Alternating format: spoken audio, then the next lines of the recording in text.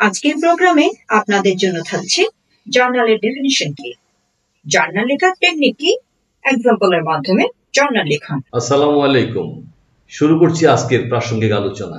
শুনলেন আজকের আলোচনা, জার্নাল এর ডেফিনিশন কি, জার্নাল লেখার টেকনিক বা কৌশল কি, এবং এক্সাম্পলের মাধ্যমে জার্নাল কিভাবে লিখতে হয় তার বিস্তারিত আলোচনা করা হবে। প্রিয় শিক্ষার্থীবৃন্দ, প্রথমে আমরা জেনে নিই জার্নাল বা জাবেদা কি।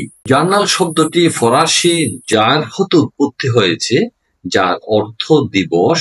জার্নালের বাংলা পরিভাষা হলো জাবেদা বা দৈনিক বহি। অতএব দৈনন্দিন সংঘটিত লেনদেনগুলি যে বইয়ে লিখে সংরক্ষণ করা হয় তাকে জাবেদা বা জার্নাল বলে।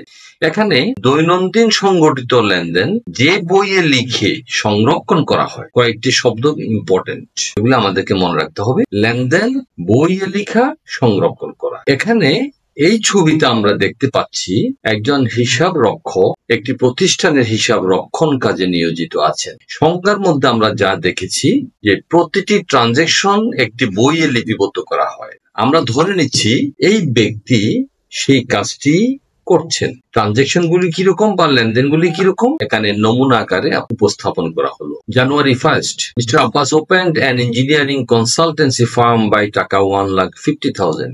January 2nd, paid house rent টাকা 2,000. January 10, service provided but unbilled টাকা 7,000. January 31st, supplies purchased on credit টাকা 1,000. প্রতিটি প্রতিষ্ঠানে এই রকম ট্রানজাকশন গুলা প্রতিনিয়ত সংগঠিত হতে থাকবে এবং এই লেনদেনগুলি ঘটনা ঘটার সাথে সাথে, অর্থাৎ লেনদেন হওয়ার সাথে সাথে যে বইটি লিপিবদ্ধ করা হয় সেটি হচ্ছে journal.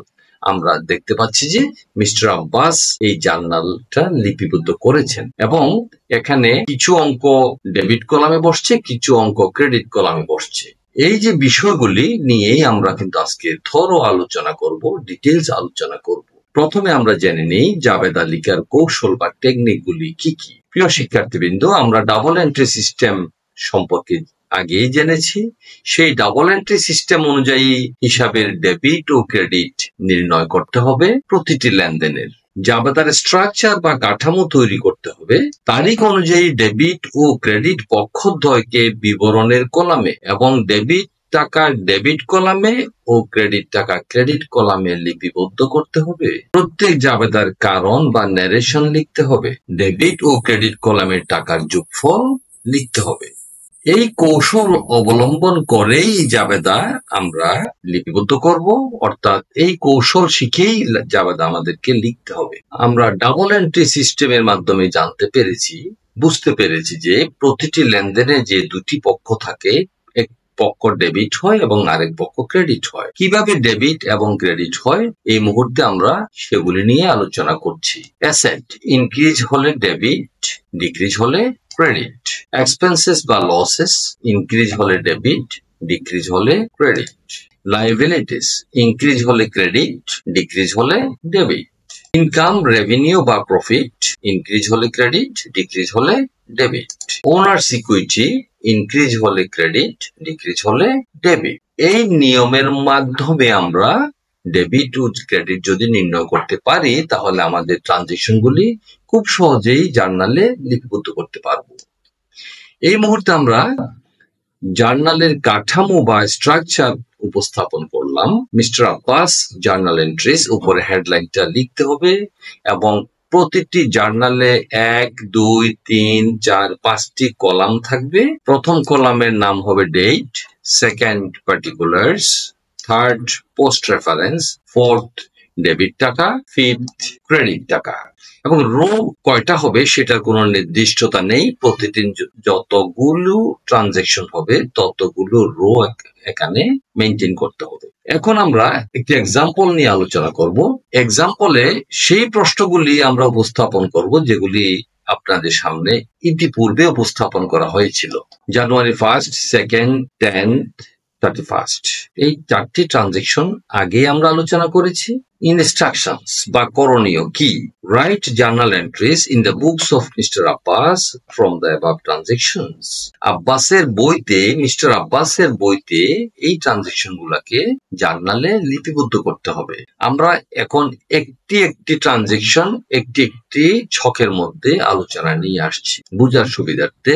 January 1st, Mr. Abbas opened an engineering consultancy firm by টাকা 1,50,000. এই ট্রানজেকশনে দুটি পার্টিজ আছে, ক্যাশ এন্ড ক্যাপিটাল। বিজনেসে ক্যাশ বেড়েছে অর্থাৎ প্লাস, আর মিস্টার আব্বাস যেহেতু 1,50,000 টাকা ব্যবসাতে এনেছেন, সুতরাং তার ক্যাপিটাল বা ওনার্স ইকুইটি বেড়েছে। জার্নালের ছকটা কিন্তু আগের মতোই, আমরা ডেটের কলামে ডেট লিখলাম। এখন আমরা ইতিমধ্যে জেনেছি যে অ্যাসেট যখন ইনক্রিজ হয় তাহলে ডেবিট হয়, সুতরাং ক্যাশ ডেবিট হবে 1,50,000 টাকায়। মালিকানা সত্ত্ব যদি বেড়ে যায় তাহলে ক্রেডিট হয়, সুতরাং 1,50,000 টাকা ক্রেডিট হবে। এবং ন্যারেশন লেখা হলো cash brought in by mister Abbas as his capital. Next transaction January 2nd, paid house rent টাকা 2,000। এখানেও দুটি পার্টি আছে, হাউস রেন্ট এক্সপেন্স, ব্যবসার খরচ বেড়েছে, আর এই হাউস রেন্ট পরিশোধ করতে গিয়ে ব্যবসার ক্যাশ বা অ্যাসেট কমেছে। নমুনাতে আমরা আজকে January 2nd লিখে ফেললাম, এবং হাউস রেন্ট এক্সপেন্স যেহেতু এক্সপেন্স বেড়েছে ডেবিট হবে 2,000 টাকা। ক্যাশ যেহেতু কমেছে বা অ্যাসেট কমেছে, ক্যাশ ক্রেডিট হবে 2,000 টাকা। ন্যারেশন হবে paid house rent in cash. Third transaction January 10, service provided but unbilled টাকা 7,000। আমরা সার্ভিস দিয়েছি কিন্তু বিল করি নাই, ফলে টাকা 7,000 টাকা এখনো হাতে আসেনি, যাকে আমরা বলবো বাকিতে সেবা প্রদান করা হয়েছে। যাকে সেবা প্রদান করা হয়েছে তিনি হচ্ছে আমার অ্যাকাউন্ট রিসিভেবল বা AR। সম্পত্তি বেড়েছে আর 7,000 টাকা সার্ভিস রেভিনিউ, আমার ইনকাম বেড়েছে। এইটে January 10, যেহেতু আমার AR অ্যাসেট বেড়েছে, অ্যাসেট ডেবিট হবে 7,000 টাকা, আর সার্ভিস রেভিনিউ যেহেতু আমার ইনকাম বেড়েছে, রেভিনিউ বেড়েছে 7,000 টাকা, ক্রেডিট হবে। ন্যারেশন হবে service provided but unbilled. Fourth transaction January 31st, supplies purchased on credit টাকা 1,000। সাপ্লাই আমরা কিনেছি, অ্যাসেট বেড়েছে, কিন্তু যেহেতু অন ক্রেডিট টাকাটা পরিশোধ করা হয় নাই, সেহেতু সেটা আমার লাইবিলিটি বেড়েছে। যিনি আমাকে সাপ্লাই সরবরাহ করেছেন, অর্থাৎ যিনি টাকাটা পাবেন, তিনি হচ্ছেন আমার অ্যাকাউন্ট পেয়েবল বা সংক্ষেপে অ্যাপি। সুতরাং সাপ্লাই যেহেতু বেড়েছে, অ্যাসেট বেড়েছে, অ্যাসেট ডেবিট কলামে 1,000 টাকা, অ্যাকাউন্ট পেয়েবল লাইবিলিটি বেড়েছে, ক্রেডিট কলামে 1,000 টাকা। ন্যারেশন হবে সাপ্লাইজ পারচেজড অন ক্রেডিট। প্রিয় শিক্ষার্থীবৃন্দ, আমরা এতক্ষণ একটি একটি ট্রানজেকশন একটি একটি ভাবে আলাদা আলাদা ভাবে উপস্থাপন করলাম বুঝার সুবিধার্থে। আশা করি আপনাদের সবারই বিষয়টা বোধগম্য হয়েছে বা বুঝতে পেরেছেন, সহজেই বুঝতে পেরেছেন বলে আমি বিশ্বাস করছি। এই চারটি ট্রানজেকশনকে যদি আমরা এট এ গ্ল্যান্স দেখতে চাই, তাহলে আমরা এইভাবে দেখতে পারি: cash debit, capital credit. Second, house rent debit, cash credit.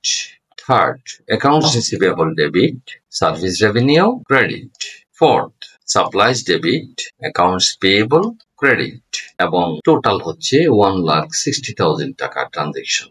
অর্থাৎ এই মাসে যে চারটি ট্রানজেকশন হয়েছে তার পরিমাণ 1,60,000 টোটাল। প্রিয় শিক্ষার্থীবৃন্দ, আমরা আশা করছি ভিডিওর মাধ্যমে জার্নাল শেখার কৌশলটি সবারই বুঝে আসবে, আপনারা বুঝতে পেরেছেন। প্রিয় শিক্ষার্থীবৃন্দ, এই আলোচনার মাধ্যমে আপনারা আশা করি জার্নাল শেখার কৌশলটি রপ্ত করতে পেরেছেন, বুঝতে পেরেছেন।